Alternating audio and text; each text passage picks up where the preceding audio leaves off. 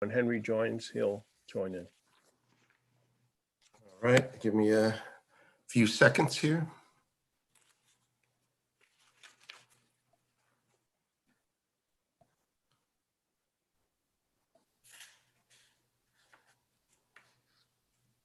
Henry joins, he'll join in. All right, give me a mute. Okay. All right, we are live. Good evening and welcome to the Finance and Claims Committee of the Common Council for today, Thursday, December 10th at 7:03 p.m.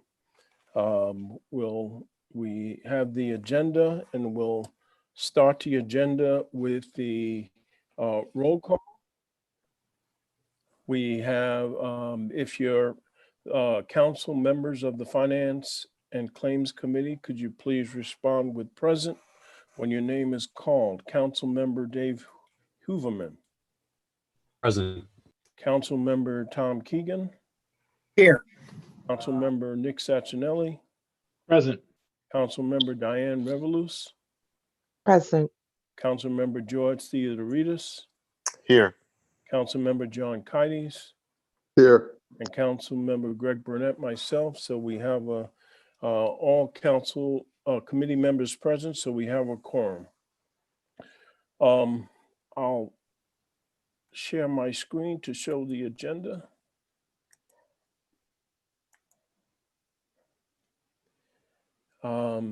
Public participation. I know we did not have any emails submitted to the committee. Larry, do we have anyone waiting to speak at the meeting under public participation? We do not. Okay, with that, thank you. I'll close public participation and move into item number 4, which is approval of the minutes of the Finance and Claims Committee meeting for November 12th, 2020. Do I have a motion for the minutes? Motion. Thank you, Diana. Councilmember Diana Revolus moves that. Let me stop sharing so I can see everybody. Okay. Do we have any additions, deletions, corrections to the minutes?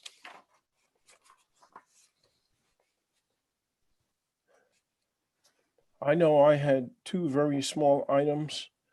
First, on page 4, the third paragraph up from the bottom, where Mr. Dakowitz was speaking. The second sentence indicates that funding was used to reimburse the city. And then it goes on to say, he said the city to get the election done smoothly. I think we're missing a few words there. I think it should we should insert, he said the city used the funding to get the election done smoothly. So insert used the funding in that paragraph. And then one correction on page 5, under item 10, the first sentence, it says to highlight any key items related to fiscal year.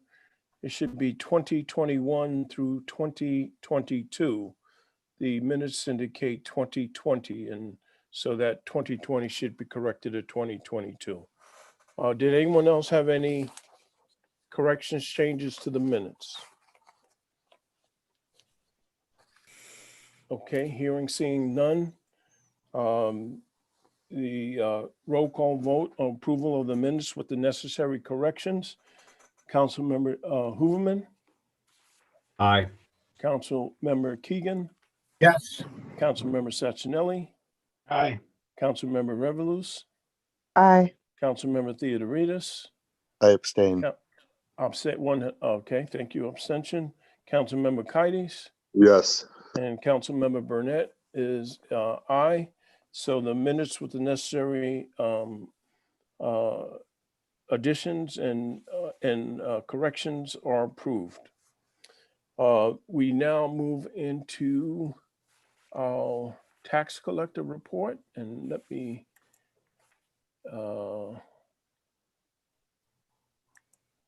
give me 1 second.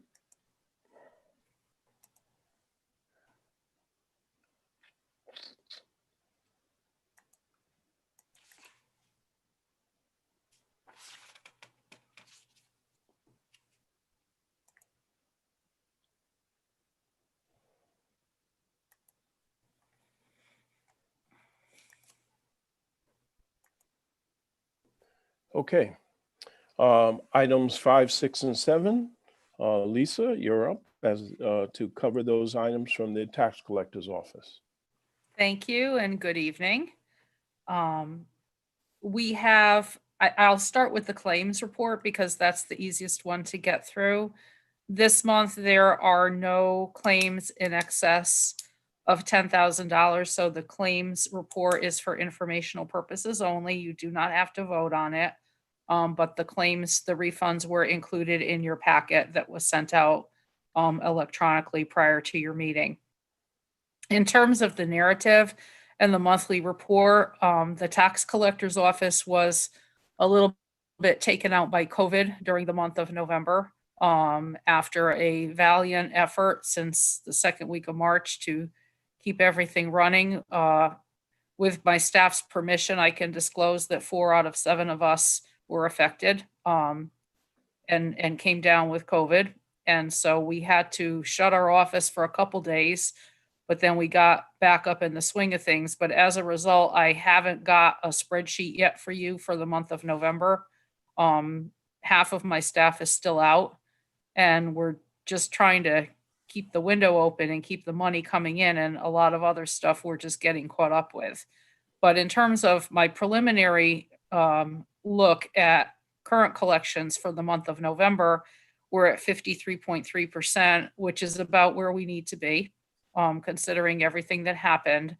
We did have that delayed last day to pay. So instead of having to pay by August 1st, our taxpayers had until October 1st to pay. So an additional 60 days. That, however, made it more difficult for us to issue delinquent notices, what we call demand notices, whereas normally they would have gone out in September. We were not able to send them until the very end of October with November interest on them. So the month of November was busy with a reaction to that mailing. We had 3 holidays in there between Thanksgiving, 2 days, and Veterans Day. So we lost 3 work days there. But the news on the current collections year to date and this fiscal year, we're doing all right. You're going to see a big influx of cash during the month of December because our second installment bills are at the printer now and will be going out shortly. Normally, they would be going out probably early next week. It's going to be a week later this year just because we're running behind with everything. But those bills are technically due January 1st, payable by Monday, February 1st. But many, many taxpayers like to pay them during the calendar year of 2020 because they use it as a deduction on their federal and state income tax for the calendar year 2020. So the end of December is usually a really busy time for us. You should be seeing bills in your mailboxes Christmas week, the week of December 21st. We're going to track that. We'll make sure the mailing is okay. Like I said, they're at the printer now. We've already sent our files to all the escrow agents that collect and pay on behalf of homeowners who have an escrow account. We did that between last month and the early part of this month. One big change that we did have to make because we're so shorthanded right now is we had to change our hours at the walk-up payment station. So we're open now from 9 to 1. But the good news is we're open every day and you don't need an appointment. You can just come as you are. We had to change our location because of the cold weather. We had a couple really windy days and they said it's time to move inside. So that's what we did. So now we're in the lobby where Parks and Rec used to be, the very first window. But it's working out very well. We've been there less than a week, but so far so good. We're going to just try to keep the the physical distancing component intact with people coming into the building and queuing up to come to our station. But we're open 9 to 1, Monday through Friday, every day. At that window, we're not taking cash there because we really don't have the proper security in place to do it there.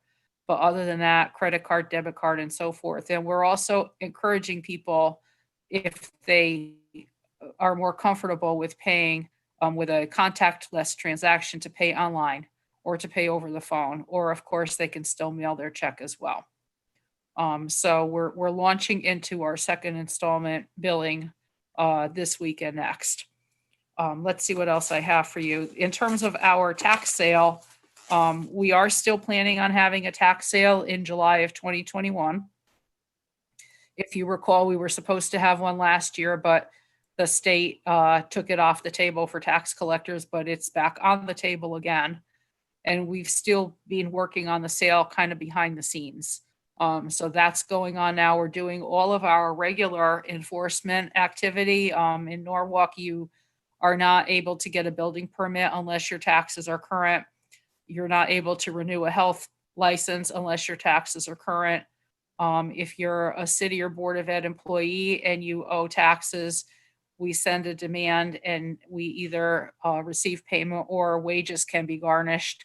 So these are the types of things that we're working on during COVID as well, just because that's our normal procedures to keep our collection rate high. Because as we all know, as we go into the budget cycle now, a high current collection rate means you can have a lower bill rate, which is tax relief for everybody. That's sort of our theory on collection enforcement. So I think that was all I had to discuss with you.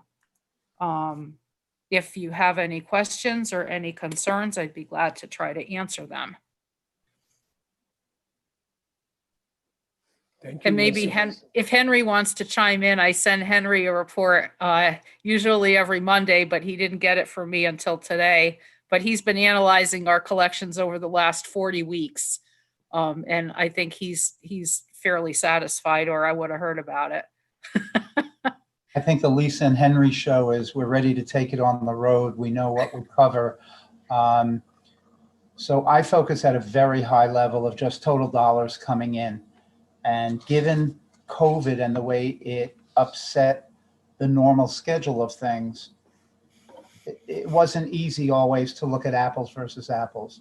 But now that the extended grace period has gone by, I was looking at the large collection amounts starting at approximately June 23rd last year, June 21st this year. And it appears that we are up by 11.2 million this year versus last year during those 20 weeks. So my feeling is that whatever impact COVID had, we are collecting our dollars. As Lisa would point out, each year we collect more because the total amount of the tax bills go up. So some of that is just because we are billing more. Some of it is good collections. So the fear would be that with COVID, there may be impacts of just people who are deferring to pay, who can't pay, the economic impact of COVID. And I think what we're seeing is the tax collection is holding up well. A lot of credit goes to Lisa's department being very flexible, giving taxpayers a lot of different ways to pay, juggling with all of the different impacts of the illness on her department. So from a financial point of view, I'm quite pleased. I'm not relaxed. It's just so far so good. And we still monitor it on a weekly basis. Thank you. Are there any questions and or comments? Thank you. Okay, great. Yeah, and thank you, Henry and Lisa, for keeping a close eye on it. I mean, we also know that if Congress does not take action that several of the unemployment benefits that individuals are receiving will be suspended, or if not, come to an end at the end of this month. So we might begin to see an impact of that going into 2021. So there's several red lights ahead of us as we go into 2021. Yeah, I would say it's a yellow caution that says, as Lisa indicated, we're getting our second half bills into the mail, and we normally get those collections in January. So we monitor that carefully. But when the first half has been collected and we're doing better than last year, then my concerns are less than if that July through October period were low. So far, so good. And we're halfway through the collection season. We're just hoping that we'll continue these trends. But as you said, major changes, unemployment benefits may run out. So there are people who have lost their jobs, whose businesses maybe have closed for a while. And again, I believe the real estate is the most valuable asset in people's lives. We are looking at our taxes are a fraction of 3% of the market value, compared to the banks where their debts, their mortgages during the mortgage crisis could be 95% of the market value. So we think that the real estate values have been holding up, and we think people will find a way to pay their tax bills because it's a valuable asset. And if we don't get it currently, then going through the tax sale process, we would get it on the back end, and it would just be much more expensive for everyone. So I'm hopeful that people will continue. That's why the mayor, your good selves, last year tried to maintain the BET, to maintain the mill rate increase as small as we could handle that to accommodate the taxpayers. And we'll continue to monitor. Yes, Councilmember Hooverman. Thank you, Chairman Burnett. This is unrelated to money and taxes. Lisa, is everybody okay in the department? I've still got 2 people who were pretty sick, and one of them is actually working even though she's home sick, and we make runs up to Brookfield to bring her work.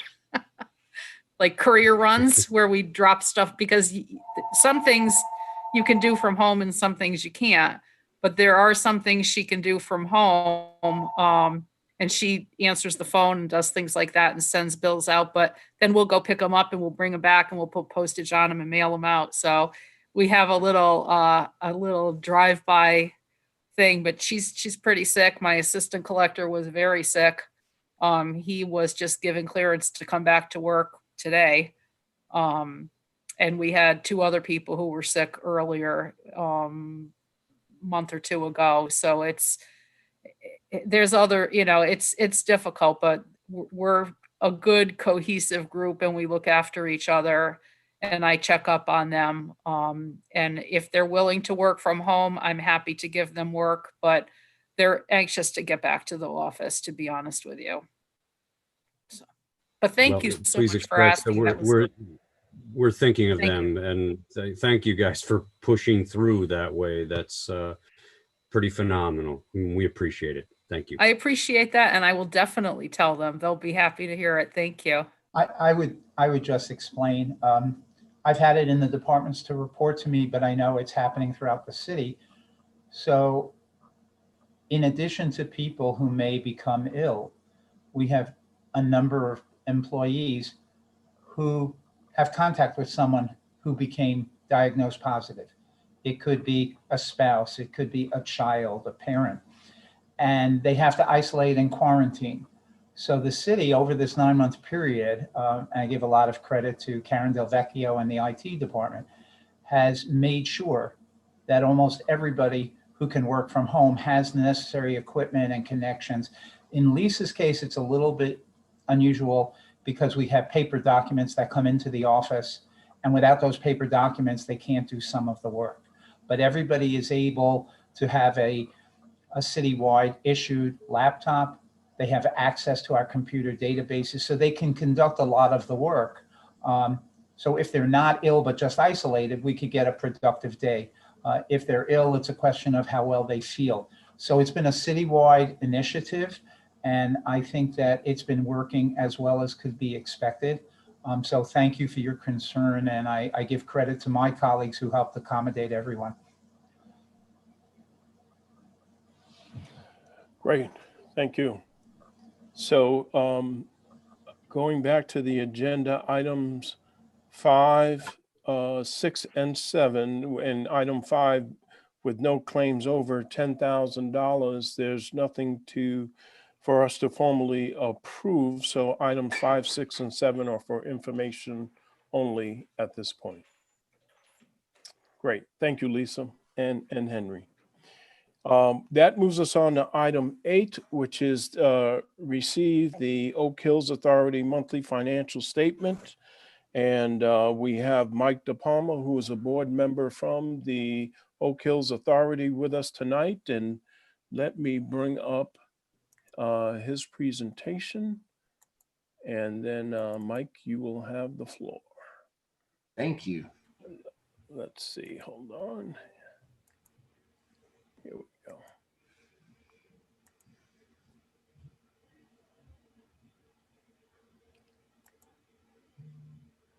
Hopefully everyone can see that. Yeah. Okay, Mike, it's on you. All right. So as you can see from the next slide, very good season for us.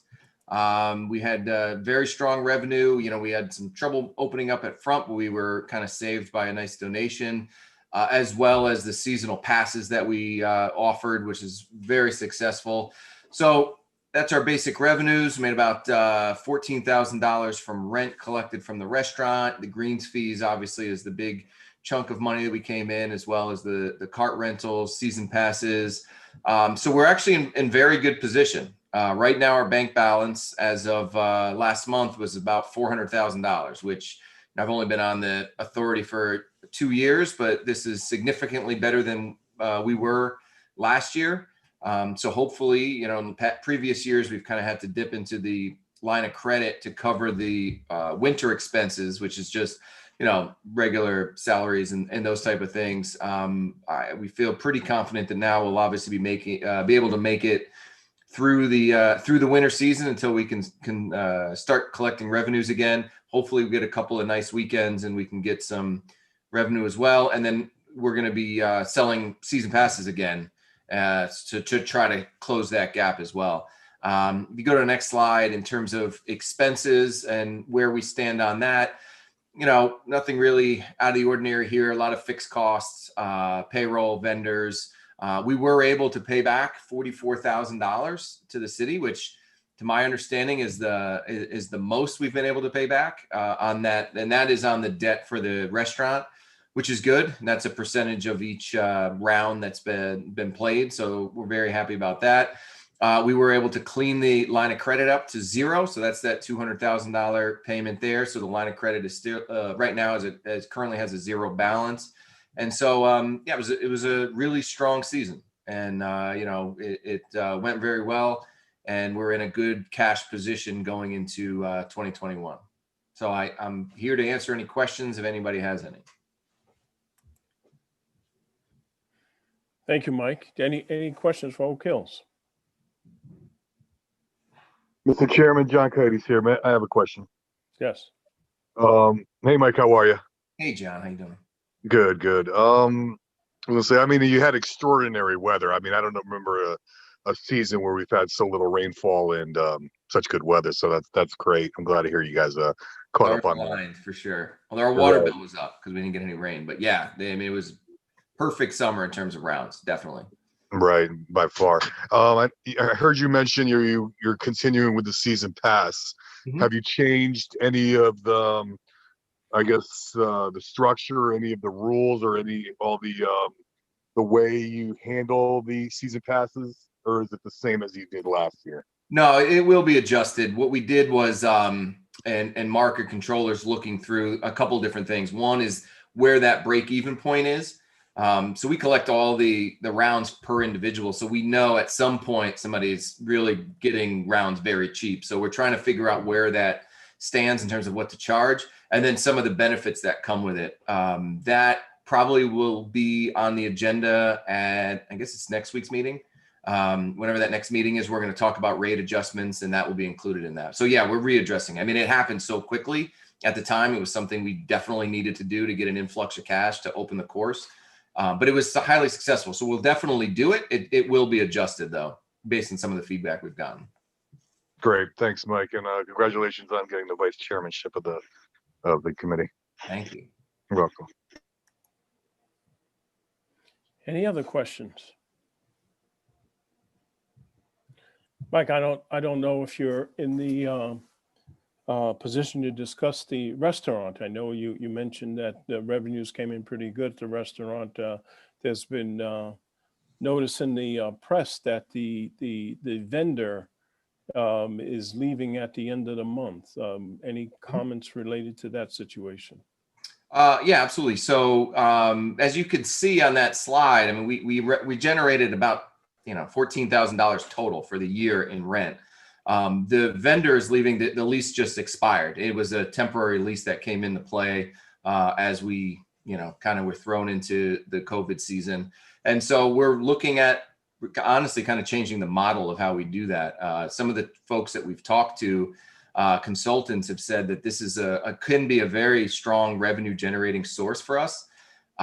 For us to have a nice, beautiful restaurant, halfway house, and throughout the course of a very successful season, only generate $14,000 of revenue, to me was concerning, and I think a lot of the members as well. And so we're kind of looking at different ways that could be a revenue generator, because even though it looks really good on paper, we've got $400,000 in the bank. Come March, when we open back up, that money will go away. And so even despite a great season, and as Councilman Kite said, beautiful weather, we're still kind of running on tight margins here. And so we got to look at different ways to generate revenue. One of the things we're looking at is the tennis program. We obviously can raise rates. We don't want to, because the residents are very happy with it. And so this is another potential avenue to generate revenue. So it's something that we're looking at. Anybody that's interested, we'll have a full discussion at our next authority meeting this month.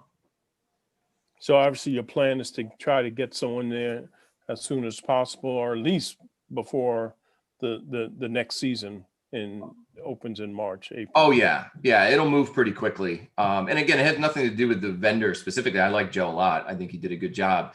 It's more of the model of how things are being done. Again, there's revenue that the authority and the park can be making to help offset some of these costs. And the model of just kind of renting it out the way it's done is something that we're looking into potentially changing. Great, thank you. Any other questions or comments for Oak Hills? Okay, seeing none, we'll move on. Thank you, Mike, for the presentation and update. Right. Thank you. We will now move to item 9 on the agenda, and let me bring that up.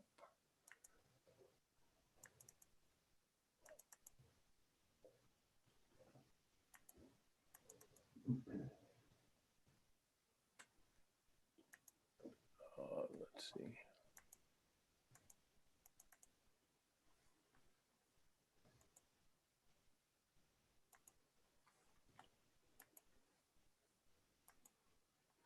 Okay. So item 9 on the agenda reads as follows. And we have Bill Island, who's our chief building official, and Jessica Vanishek. This is the first time I'm actually saying her name. We known her as Jessica Casey. So Chief of Community and Economic Development. And the authorization reads as follows: authorize the Common Council hereby approves and adopts the revised building permit fee schedule approved by the Building Board of Appeals at its March 9th, 2020 public meeting. Copy of the revised building permit fee schedule is enclosed with the agenda. Do I have a motion on this item? So moved. Thank you. Councilmember David Hoofman moves the item. So Bill and Jessica, the floor is yours. Would you like me to move to the actual schedule? That would be great. Thanks, Greg. Okay, hold on. Little rapid movement here. So I am going to pass it over to Bill. Good evening, everybody. We've been thinking about the building permit fees for a couple of years now, and we know that for the last couple of years, Norwalk has been charging less than our neighboring communities, and it's something that Bill and I have talked quite a bit about over the last couple of years. We did have the Building Board of Appeals vote on this and discuss it and hold a public hearing in March 2020. And at that particular time, the vote was positive to move it forward. We did decide at that particular time to hold back increasing the permit fees because of COVID, and because we also knew that there were a few projects that were in the pipeline, in the process of and we wanted to be sure that we were allowing them to come to completion before increasing those fees. We didn't want to do that in the middle of the project. But at this particular point, and to be fair, we actually returned a couple of times to increase the fees. And as COVID continued on, we held back. But we feel as though now it's the right time to bring this forward. We were planning to have these, if approved, be in place by January the 1st. If that's not possible, we can make that February the 1st, but we feel that now is a good time to be able to do that. The way in which Bill looked at these fees is by talking to the neighboring communities, taking stock on what neighboring communities were offering building permits for, what the approval rate was, how they were being calculated, and so on and so forth, and working with the Board of Appeals and working with staff in the Building and Code Enforcement Office. Bill created these prices or these fees based on what those neighboring communities are. And in discussions with Bill, we were thinking strategically about it, and the neighboring communities are slightly higher, but not too much higher. And I'll let Bill speak to that, speak to the technical piece of the numbers and how he came up with those numbers. But just wanted to give a little bit of background that we have been thinking about this for quite a while. We did hold off in light of COVID, but we do feel now it's time to bring this forward. So Bill, with that, I'll pass it over to you, and you can talk a little bit about how you came up with the building permit fees. Thank you, Jess. Well, this is our first increase since 2014 for everyone to acknowledge. And like Jess said, we were talking about this being over the last couple of years, and hopefully we would initiate it last July. And then with the COVID, as she said, got pushed off. I'm sorry, Bill, can you move a little closer to the microphone? So. Okay, can you hear me better? Yeah, that's much better. Thank you. Okay, sorry. So just repeating real quick, 2014 was our last fee increase for the city of Norwalk. We were anticipating to do it July 1, but COVID and some of the larger projects that were going on, we decided it'd be best to push off. And this is the opportune time to do it for the city, January 1st, 2021. The towns around us, this puts us slightly ahead of the communities around us. We're just a tad behind Stanford for what they charge for a fee, but they have their fee is dramatically higher than us at $25 per thousand on $1 million or more for a commercial project. But we are higher than they are with our residential. It basically comes out in the wash as far as the differential of the two. We increased everything throughout the demolition, the CO fees, plumbing, electrical, and HVAC permits, our minimum charges based on what it costs for us to put people out in the field to do a minimum inspection. We have the corporation maintenance fee, which is $2 per square foot. We keeping our weekend and off-hour inspections, we raised $50 per inspection to $250. The research is dictated by the state of Connecticut, Freedom of Information, what we can charge. So there's really nothing we could do there. But across the board, we went up on everything. And it makes a comfortable increase for the city, I believe, and for the taxpayer and those who want to build. That's basically it. I don't know if anyone has any questions or.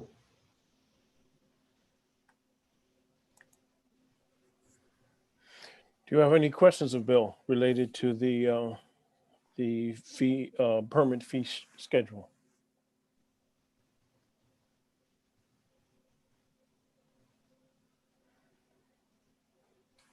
Okay. Just real quick, Mr. Chairman. Yes, Councilmember John Kides. Yes, Bill, I know every year we talk about this, and I know you put a lot of work into it. This is something just comes up and you just, put little effort into it. I know you always put a lot of effort into it, and I appreciate what you do, Bill. Thank you. Oh, thank you. I appreciate that. Thank you. Okay, seeing no other comments or questions, I'll call for the vote. Councilmember David Hooverman, Aye. Councilmember Tom Keegan, Yes. Councilmember Nick Sacinelli, Aye. Councilmember Diana Revolus, Aye. Councilmember George Theodoridis, Yes. Councilmember John Kides, Yes. and Councilmember Greg Burnett is a yes, so it's unanimous. So this item is approved.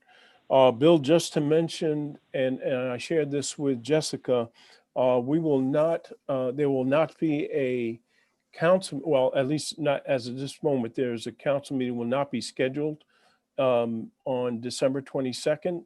So the next council meeting will be January 12th next year, 2021. And that's when we will bring this item for the full council to vote on and approve. Okay, should I resubmit this with a February date on it, or does it suffice as is?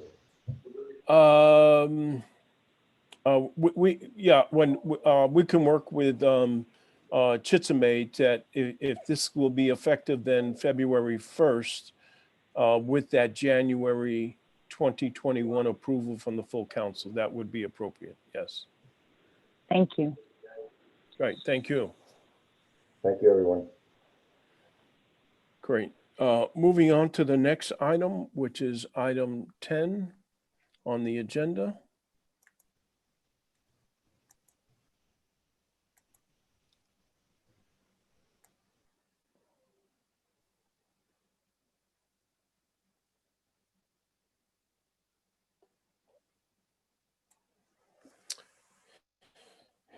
And before I read the actual item, it's probably a good reference point to see we did address this previously. You can see the previous approved motion listed here, but the present motion is as followed.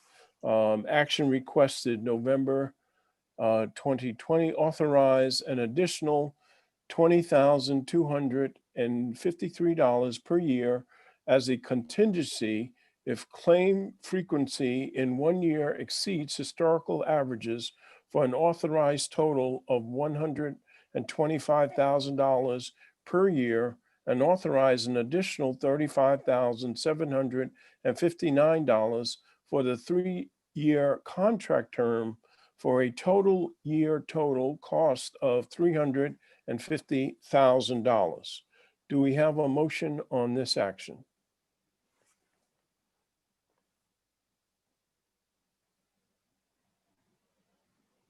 I'll move that. I'll move the item. Okay. Council member Tom Keegan moves the item. And we have with us Craig Smith, who is our risk management manager, to take us through this request. Thank you, Chairman Burnett, and thank you, Finance Committee members, for indulging me. You're leaving me hanging there. I didn't think I was going to move this forward. I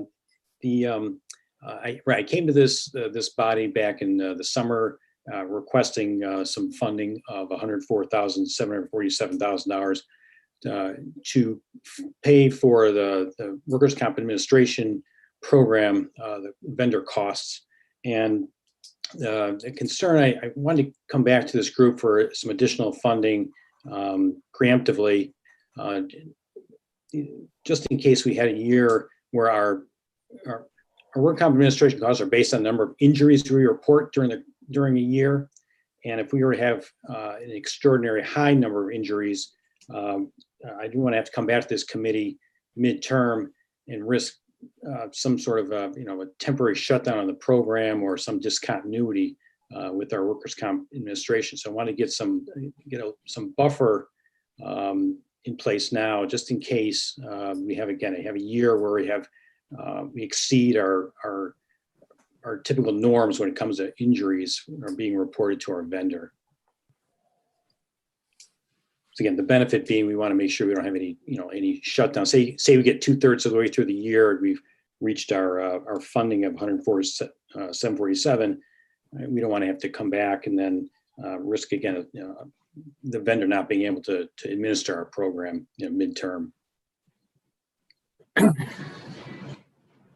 Craig, could I add something? Yes, absolutely, Henry. Thank you.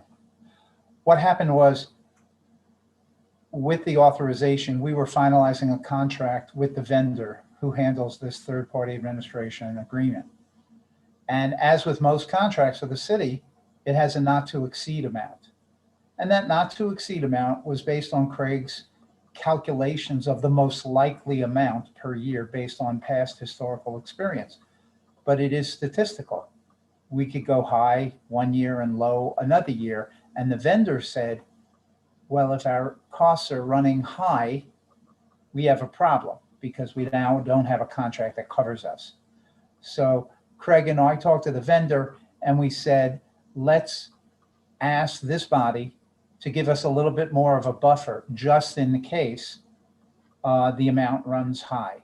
So the expectation for the value of the contract over the 3 years has not changed. This is just a buffer in case any 1 year gets too high. As Craig said, we don't want to shut down and we don't have to come back. And we're talking a marginal increase of $125,000 per year, but over 3 years, a maximum of $350,000. We don't expect to use much of it, but it's there just in case.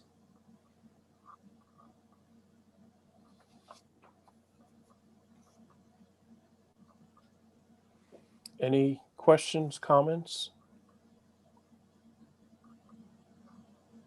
I would hope this shows good faith between the city and the vendor also. Yes. Yeah, thank you for the support. Yeah, that was part of what Henry and I talked about. Right, is we want to move this contract forward. It's just an effort to listen to their concern, but yet protect our interests. Right. Great, excellent. So with no other comments or questions, I'll call for a roll call vote on this item. Councilmember David Hooverman. Aye. Councilmember Tom Keegan. Yes. Councilmember Nick Sacinelli. Aye. Councilmember Diana Revolus. Aye. Councilmember Joe Theodoritis. Yes. Councilmember John Kides. Yes. And Councilmember Greg Burnetzi, yes, so it's unanimous. Thank you. So this is approved. And once again, also, we will bring this forward at the January 12th Common Council meeting for full council approval as opposed to the end of December. Great. Thank you. Thank you. With that, before I call for adjournment, I just want to mention one item, which last month we covered the schedule for the operational budget cycle. And one of the items was a early meeting in January, which was a joint meeting of the Board of Education and the Finance Committee of the Common Council. And that meeting was scheduled to be on January 7th. We have since heard that the Board of Education, due to COVID impacts, needs additional time in order to prepare their budget requests, which by statute they have to turn into Henry Dakowitz, our Chief Financial Officer, by January 15th. So we are going to move that joint meeting to Thursday, January 14th, which is our scheduled monthly meeting. So prior to our scheduled monthly meeting, we'll meet with the Board of Ed to review their budget requests that they will then file with Henry the following day. And then the following week, they'll bring to their their full board for further ratification. So that submittal is really the superintendent's request, and the board, as well as any input we provide. There will be opportunity for changes if necessary. So just want to bring that to your attention, that meeting originally scheduled for January 7th will be January 14th, and we'll send out an updated schedule and also change it on the website. So with that, I'll motion to adjourn. Councilmember Nick Sachinelli, all those in favor, show by a raise of hand. What was that? Did it? Okay, it looks unanimous. So we are adjourned at 7:49 p.m. Thank you, everyone. Have a good Happy evening. holidays. And Happy take care. holidays.